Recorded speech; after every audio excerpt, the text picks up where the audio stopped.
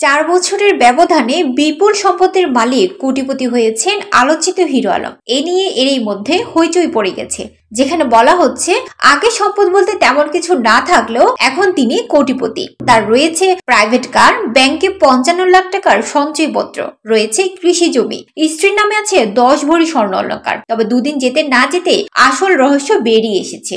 কিভাবে 4 বছরে কোটিপতি হলেন তার ব্যাখ্যা দিয়েছেন বগুড়া 4 ও 6 আসনের প্রার্থী হিরো আলম। উকিল 5 লাখ টাকার সঞ্চয়পত্র হলফনামায় ভুল করে 55 লাখ টাকা লিখেছেন বলে দাবি করেছেন হিরো আলম। 4 বছরে কোটিপতি হয়েছেন বলে হলফনামায় উল্লেখ করেছেন। এ প্রসঙ্গে সামনে এলে হিরো আলম সাংবাদিকদের বলেন, কিছু কিছু বিষয় থাকে যে তিলকে তাল বানায়। আমার হয়তো জমা দেওয়ার কথা 20 লাখ, ওরা হয়তো 50 লাখ করে দিয়েছে। লিখলে তো সমস্যা হয় না, বলতেও সমস্যা হয় না।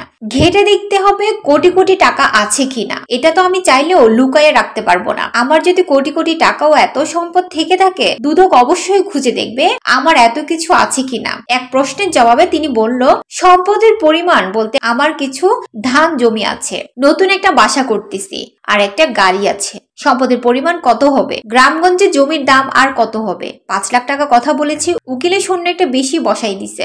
উকিলের ভুলে সম্পদ বেড়ে গেছে, এটা আপনারা নিউজ করেছেন। এখন খুঁজে তো দেখতে হবে আমার এত টাকা আছে কিনা। আগামী 1 ফেব্রুয়ারি বগুড়া 4 ও বগুড়া 6 আসনের উপনির্বাচন অনুষ্ঠিত হবে। এতে দুটি আসনে মনোনয়নপত্র দাখিল করলে 1% ভোটের সমর্থন সূচক সইয়ের তথ্যে গরমিল থাকায় রিটার্নিং কর্মকর্তা হিরো আলমের মনোনয়নপত্র বাতিল করেন। রিটার্নিং কর্মকর্তা সেই সিদ্ধান্তের বিরুদ্ধে তিনি মঙ্গলবার আপিল করেন নির্বাচন কমিশনের কাছে।